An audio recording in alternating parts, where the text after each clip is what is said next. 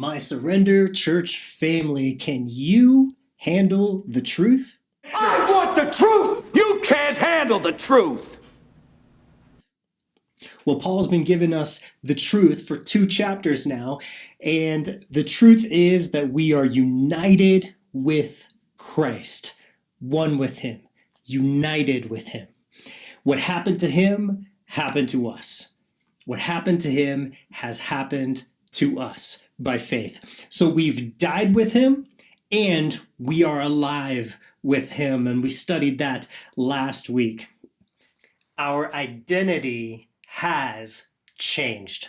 We were sinful and guilty people, but now we are forgiven and adopted children of God. Gandalf? Yes. That was what they used to call me. Gandalf the Grey. That was my name. Gandalf. I am Gandalf the White. We used to identify with sin and selfishness, but now our identity flows from his love and his goodness. When we placed our faith in Jesus, he changed who we are by nature, deep down inside. And all of that is good news. Because my old self was really messed up.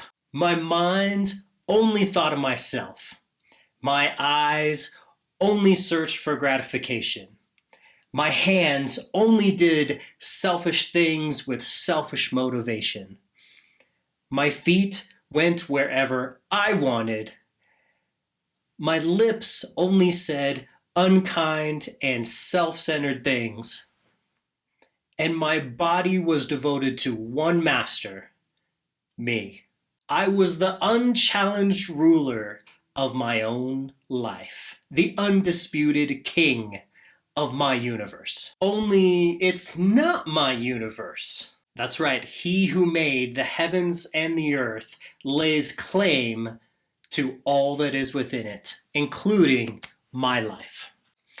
And I was actually just another in a long line of rebels who refused to do what was good and right. So today we are going to learn about the next step in living a resurrection life. We're going to be drawing the line between my old life and my new life. And how do I keep walking in the new life and rejecting and turning my back on the old life? This is called the mortification of the flesh, or the self-life gets the axe.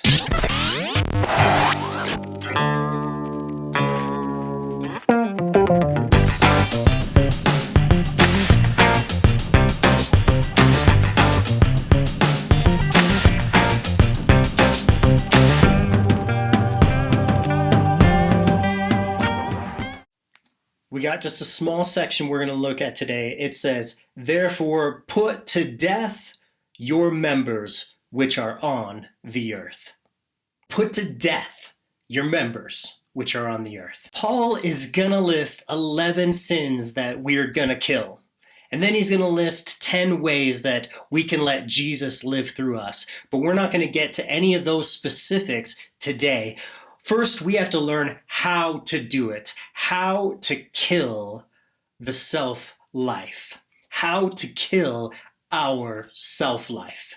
To kill something means you take away all of its strength and power to do what it wants, to do what it would do if it was alive. And now we have a new identity through the gospel of grace, so we have this responsibility to live that out. Live out our new identity. What Jesus has made you inside, he wants you to let it out.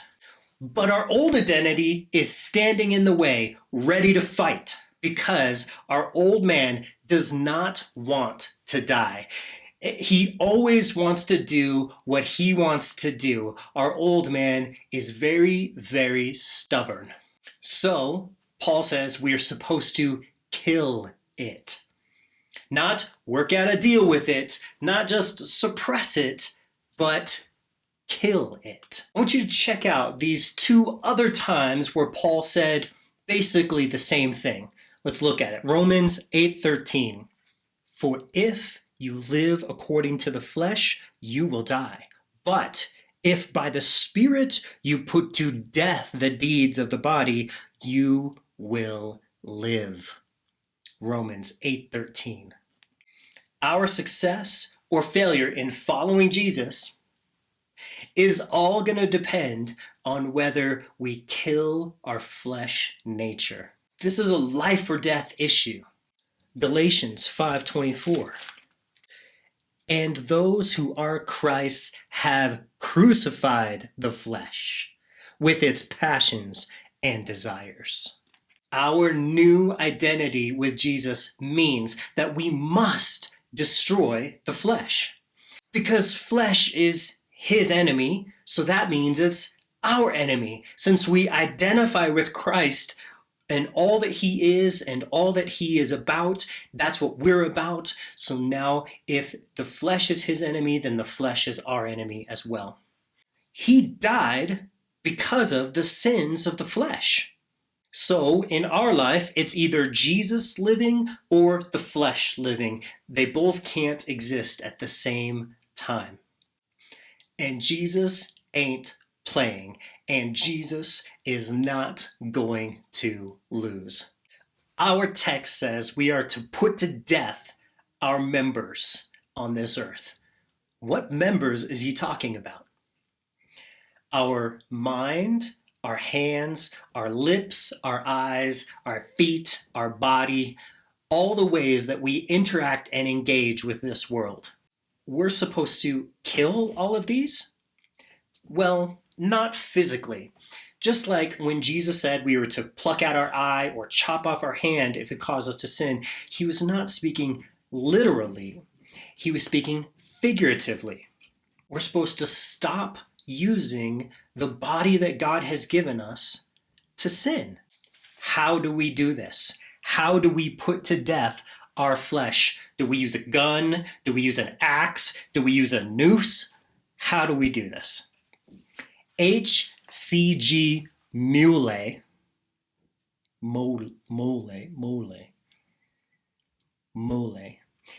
H.C.G. Mole describes it this way.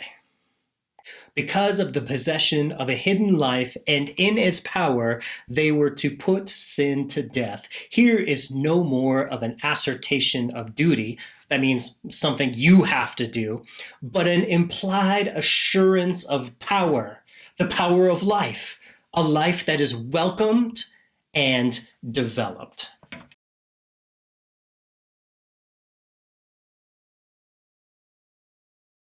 Guys, it's a new life that kills the old unproductive life.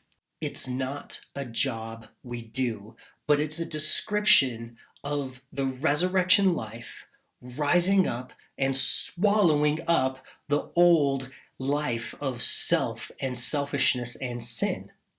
So let's check out this example from nature that explains basically how this works. What gives a tree life is its sap. And that same sap, as it rises through the trunk of the tree and out through its branches, it causes dead leaves to fall off. They don't work with the new sap, the new life that is in the tree. Guys, check it out. The resurrection life of Jesus in you is so powerful and so holy and so righteous that all of the leftover residue sin and selfishness from our old life, it has no choice except to die and be destroyed in the presence of the life of Jesus in you. You, as a vessel of his resurrection life, have no choice but to reckon the old life dead. And by your daily walk, to prove and to show that it really is dead by the things that you do. Why do we have to kill our flesh? When someone restores an old car, it's not enough to just paint over the rust. Even if the paint is of the highest quality, the rust will soon reappear, and if not quickly treated, it will destroy the rest of the car. The rust must be removed and the rusted parts replaced before the car is painted and restored. The legalistic person thinks that he needs to kill his flesh in order to please God. But the real Christian kills his flesh because he's already been adopted, forgiven, and loved by the grace of God. How amazing is the wonderful grace of God? Sometimes I hear this challenge. Well, you know what? I don't really like all this negative talk, this death to self. It's such a downer. I actually really like myself. I don't know about you, but I really like myself. I'm a nice guy. I am a good person. Can't we just keep it positive? Can't we just all get along? I mean, why do you have to be such a stickler? Why do you have to be so harsh, man? Aren't I really a good person? Don't you think I'm a good person? No. Any more questions? Well, can't I just try my best to be a good person and that'll be enough, right? No amount of positive talk about health would cure someone with appendicitis. No amount of lecturing about beauty is going to produce a beautiful garden. Are you ready for a Spurgeon quote? Since you are dead, let all the lusts of the flesh be put to death. Kill those. They were once a part of you. Your nature lusted this way. Mortify them. Do not merely restrain them or try to keep them under. These things you are to have nothing to do with. Guys, sin is not your identity anymore. The greatest gift of grace was that Jesus changed our nature in our hearts. We don't have the pressure or the responsibility to make that change ourselves or to do that ourselves. We were sinful people. Now we are forgiven, adopted, and loved by the grace of God. We used to identify with sin and self, but now our identity flows from being loved and adopted. It flows from God's goodness and his love that he has for us. Guys, our responsibility is to connect with him, to walk with him and receive his life through humility and faith. Our responsibility is to lean into his life daily, to rely upon it. Anything that doesn't flow from our relationship with him is something that we got to reject and turn away from. That's how this works. That's how to kill the flesh life. Our flesh is still alive, and it's going to constantly try to rule every day. My old life can't let it go. It has to be in charge. Just like my great-great-great-great-grandpappy Adam in the Garden of Eden, he had the same problem. That old me is a no-good rascal. There's no reforming our flesh. There's no coddling our flesh. God has one prescription for dealing with the flesh: more cowbell. Guess what? I got a fever. And the only prescription is more cowbell. Thank you. And by cowbell, I mean death. Guys, the resurrection life of Jesus means life for you, but death for your flesh. We're going to walk daily in his life and daily deny our flesh. So guys, let's dive into a discussion about this vital issue to our spiritual lives: the mortification of self-life.